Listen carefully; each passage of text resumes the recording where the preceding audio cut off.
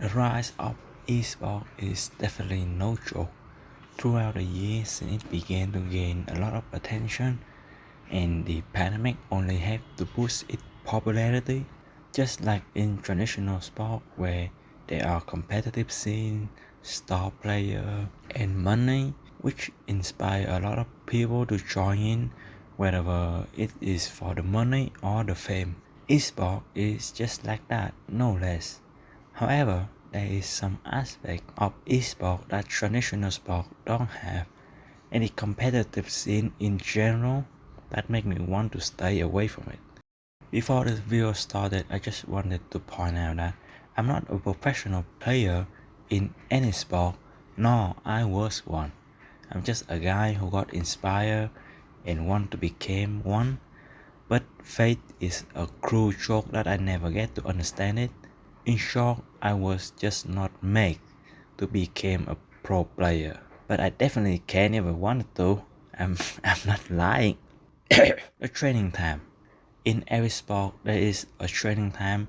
However, not like traditional sport where the players train their physical and knowledge to get better at the game.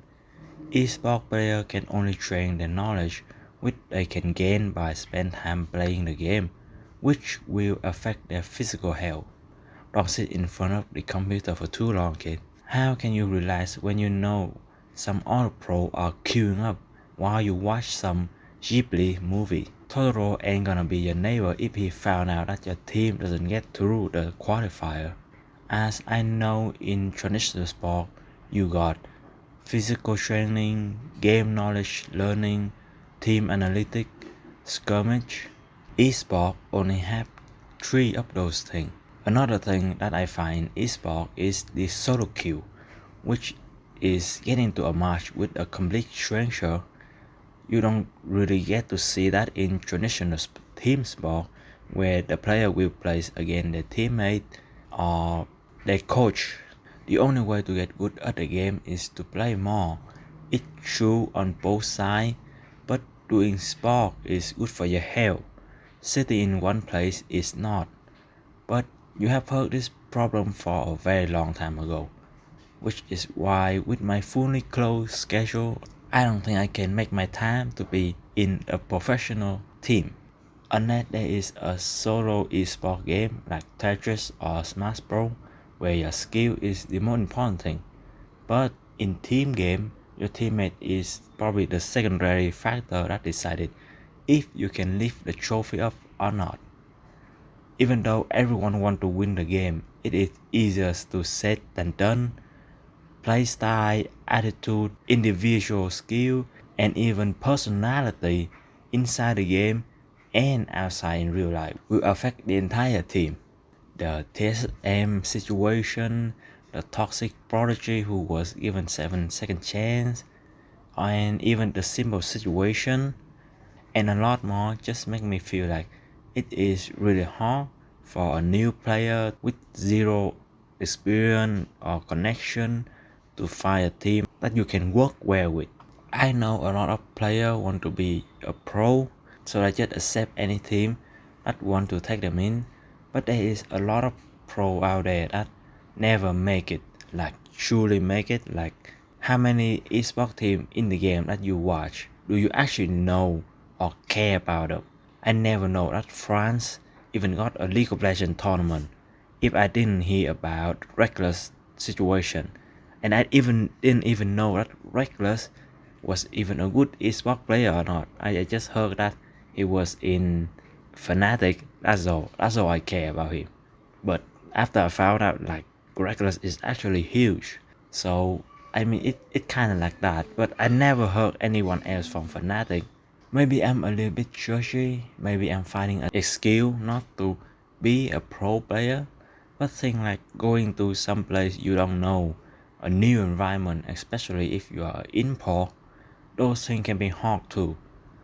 Simple Pass is one of the example. He moved away from his home country or something like that, and he kind of homesick, which kind of affect his performance, something like that, right? Not to mention how the team gonna treat you and how everyone else is gonna treat you. I know for sure that I do not want to be in an LCS team or LCL, LPL, LLA, LCO, PCS, TCL. Mainly because I cannot speak their language, except for NA. I just really don't like that country. The reality is often disappointed. How many pro players actually make it? How many got to be the world champion? The reality is you might never be good enough. You can try. There's a lot of good reason to try. I mean, look at the fame, the money, what you can become if you got the luck and talent for it. But if not, then good luck, kid. I used to think that pro only get paid by prize pool money, like the world championship prize pool is the only way to get rich. But apparently you can be rich just by being in a team. Yes, I'm too stupid to be in one. But sometimes that is how a dream is broken. When you realize that you cannot rise to the top, no matter how hard you try, you're only halfway there. Kinda like the Vietnamese league scene. But I guess if you really aim for that glory, the moment your heartbeat go into 165, when you realize that you are the world champion, and the thrill just to be in the high level of competitive, and that paycheck too. I mean, ka-ching. If that is what you really want, then don't let anything stop you from trying. See it through is what I always say to myself. I stopped trying because I found what I want to do, making content, not because I'm hard stuck silver tree. Even though the 2021 League of Legends final championship kind of make me really want to go back to the league client and try to climb up to the top once again, but I'm happy with where I am right now. Well, not really, of course I still trying to climb, but with a big fat check, I'm definitely gonna go back. 30k for 1 year and I'm your.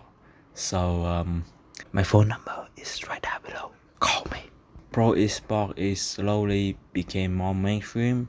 I mean, sponsorship deal and the buyer money, those things are definitely no joke. BMW sponsor the World Final 2021 is the funniest thing because they are advertised car to a bunch of people who gonna spend their money on the new Lunar skin.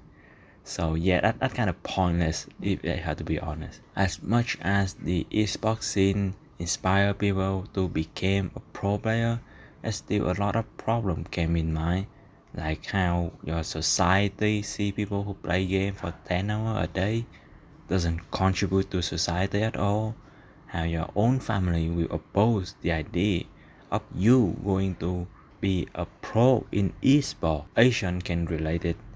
I mean, like in traditional sport, even all Asian parents oppose the idea. So the only advice from a guy with a broken dream, which is me, could give is see it till the end. Only you can see it.